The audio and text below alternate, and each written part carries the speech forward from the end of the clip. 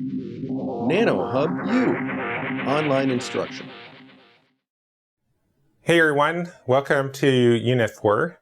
And so in Unit 4, we're going to actually talk about two sets of topics, basically multiphysics modeling and then finite element modeling, and then show how those things kind of connect together and feed back into our previous work and allow us to enhance the depth and richness of our approach.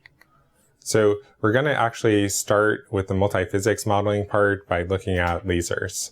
And so if you're not familiar with lasers already, presumably you've seen them around, oftentimes used as laser pointers or sometimes in concerts and many other applications. So how do lasers work, right? So there are actually three key ingredients that you could say that are important. One is what we'll call an active medium. And then the active medium is basically the immediate source of energy that's giving rise to the optical output of the laser. Okay, and so this could be a solid material like a semiconductor, it could be a liquid, or it could be a gas. And usually whatever medium we're using needs to have at least three key energy levels in order to generate the laser. This is showing the Ruby laser, which was the first laser that was experimentally demonstrated. And this is a solid system, and this has pretty much three levels. But of course, you can imagine you need more than just like the Ruby by itself. Otherwise, we would have seen lasers, in ancient times. So what are the other two components? The second one is basically optical feedback.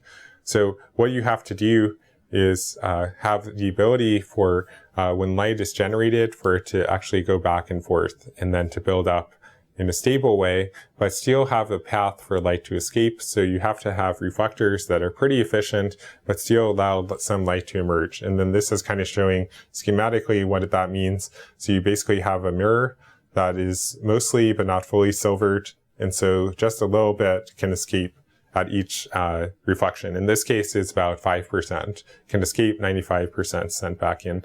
And then the third thing, of course, that's very important is the source of input power. So you need a very significant pump power. And there's actually a lot of different pumps that people have explored. But typically they're either optical pumps, which is the case in this Ruby laser. They're basically using a flash lamp. And the flash lamp basically was generating like lots of broadband spectral light.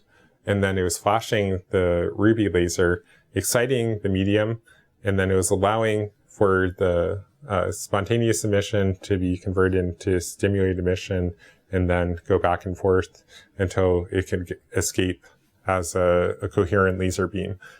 But there are other sources of input power. Electrical power is very favorable one for many reasons because it's so widely available. And it's oftentimes very efficient. But you can also use chemical pump as well. So there are a number of options there. So now, in order to understand in more detail what's happening with the laser, I'm going to go through what are some of the basic processes that are happening in the interaction of light and matter.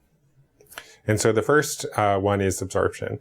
And so basically the way that it works in absorption, it's very simple. So if we assume that we have a two-state system, okay, so 1 and 2 in the bottom and top, then when light comes in at a certain frequency, h nu, if it has enough energy, and that matches the difference in energy between the states 1 and 2, then it can be fully absorbed.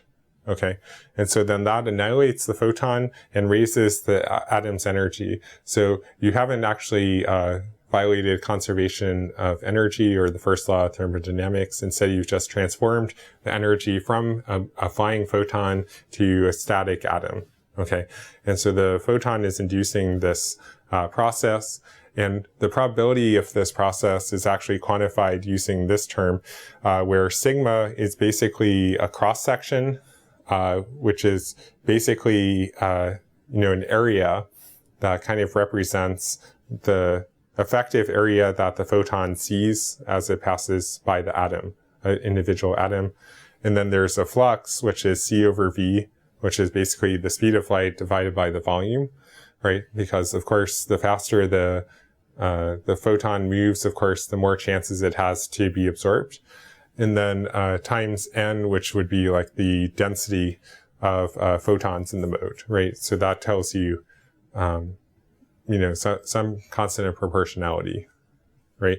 And of course, there could be multiple absorbers, and so then those could also be added together. But this would be kind of like giving you probability density per second for a single atom. And then the second process, that's kind of like the mirror image of what we just saw, if you reverse time, would be spontaneous emission. And so the way that you can look at this is that you have this static atom with the high energy state of 2, and then it actually releases the photon. And so this could potentially be the same photon or lower energy photon compared to what we had before.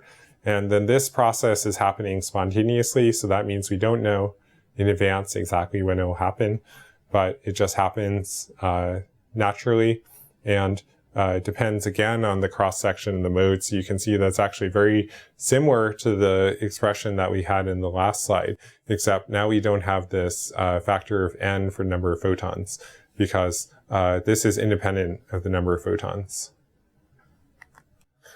Now, if we look at stimulated emission, actually this is mathematically the most similar to our absorption process, actually. So you can see this also has the same kind of form factor that we had earlier. And so this basically says that if we have the atom in the upper level and we have a photon coming in, then the atom can induce another photon into the same mode. And what's really interesting is that the emitted photon from this process is actually cloned from the original photon, has same frequency, propagation, and polarization. And that's not obvious that that would happen.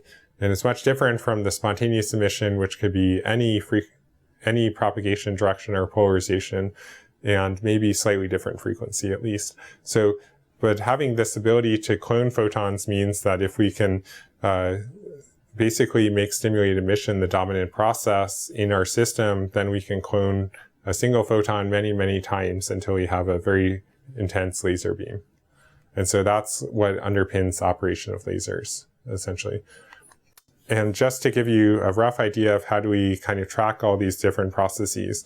So if we have these different rates and we capture the rate as basically 1 over a constant, or like 1 over t spontaneous in this case for the spontaneous emission rate, then we can say that the change in the upper level over time, dn2 dt, would be minus n2 over t spontaneous. So that means that we're depleting the population of N2 at a rate that is proportional to the probability per atom times the number of atoms. So it's a very simple expression in concept. And then if we add absorption, then that basically means that we're adding another term for dn2 dt that's proportional to the 1 over t spontaneous times the number of atoms, photons, n bar. And so that n bar over t spontaneous is matching back to that original expression we had for the absorption rate, times the number of atoms in the lower state, n1. Of course, the upper atoms can't be absorbed, so that's why we just use n1 instead of n1 plus n2. And then for stimulated emission, of course, we use a very similar chain of reasoning, but then, of course, it's happening in the reverse direction for N2, so it's a minus sign. And then we also depend on N2 number of upper level states. And so then we can actually add all three of those together.